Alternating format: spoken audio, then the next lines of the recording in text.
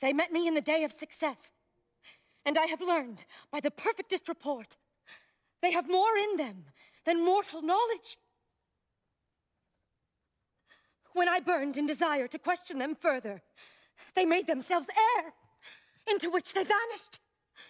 Whilst I stood wrapped in the wonder of it, came missives from the king, who all hailed me Thane of Cawdor, by which title before these weird sisters saluted me, and referred me to the coming on of time with, "Hail, king that shalt be." This have I thought good to deliver thee, my dearest partner of greatness, that thou mightst not lose the dues of rejoicing by being ignorant of what greatness is promised thee. Lay it to thy heart, and farewell. Glamis thou art, and Cawdor, and shalt be what thou art promised. Yet do I fear thy nature. It is too full of the milk of human kindness to catch the nearest way. Thou wouldst be great, art not without ambition, but without the illness should attend it. What thou wouldst highly, that wouldst thou holily, wouldst not play false, and yet would strongly win. Hie thee hither, that I may pour my spirits in thine ear, and chastise with the valor of my tongue all that impedes thee from the golden round, which fate and metaphysical aid doth seem to have thee crowned withal. Madam! What is your tidings? The king comes here tonight. Thou art mad to say it. Is not thy master with him? Who wert so would have informed for preparation. So please you, it is true, our Thane is coming. One of my fellows had the speed of him, who almost dead for breath, had scarcely more than would make up his message. Give him tending. He brings great news.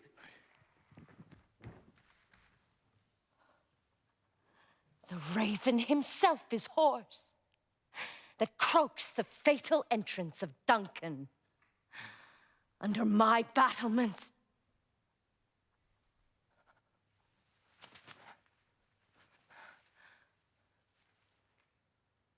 Come, you spirits that tend on mortal thoughts, unsex me here and fill me from the crown to the toe, top full of direst cruelty.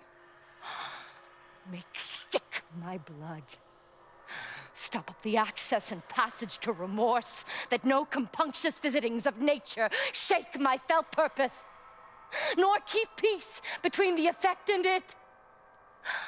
Come to my woman's breast, and take my milk for gall, you murdering ministers, wherever in your sightless substances you wait on nature's mischief.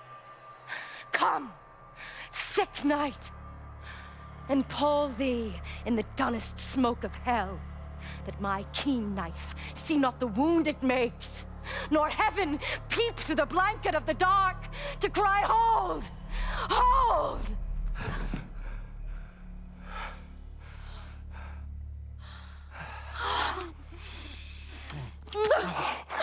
Great Glamis, worthy Cawdor! Greater than both by the all-hail hereafter.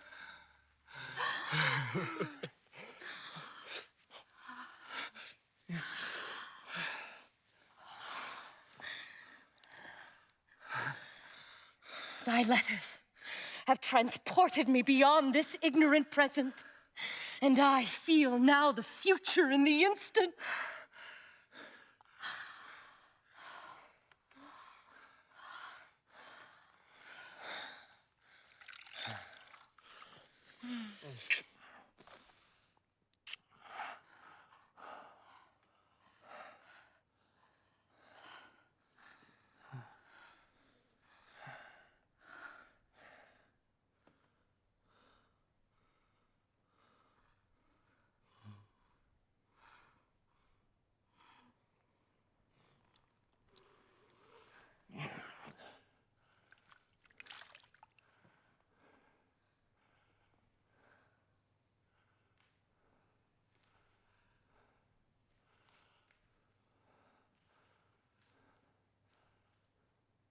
My dearest love,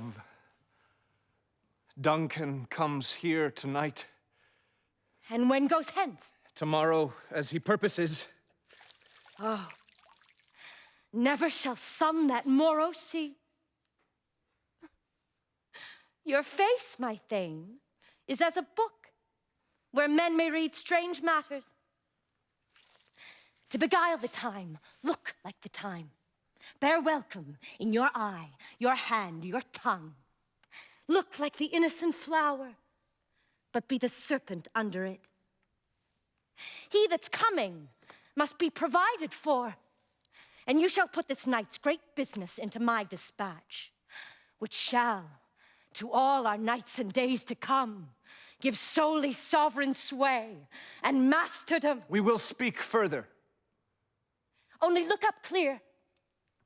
To alter favor ever is to fear. Leave all the rest to me.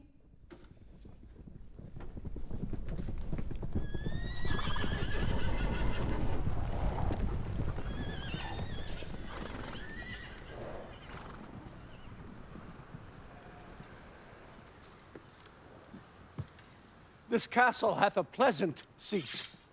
The air nimbly and sweetly recommends itself unto our gentle senses. This guest of summer, the temple-haunting martlet, does approve by his loved masonry that heaven's breath smells wooingly here. No jutty frieze, buttress, nor coign of vantage, but this bird hath made his pendant bed and procreant cradle. Where they most breed and haunt, I have observed the air is delicate. See, see our honored hostess. My lady! The love that follows us sometime is our trouble, which still we thank as love. Herein I teach you how you shall bid God yield us for your pain and thank us for your trouble. All our service in every point twice done, and then done double. We're poor and single business to contend against those honors deep and broad wherewith your majesty loads our house. Where's the Thane of Cawdor? We coursed him at the heels and had a purpose to be his purveyor, but he rides well, and his great love, sharp as his spur, hath holp him to his home before us. Fair and noble hostess, we are your guest tonight. Your servants ever have theirs, themselves, and what is theirs in compt, to make their audit at your highness' pleasure, still to return your own. Give me your hand. Conduct me to mine host. We love him highly, and shall continue our graces towards him. By your leave, hostess.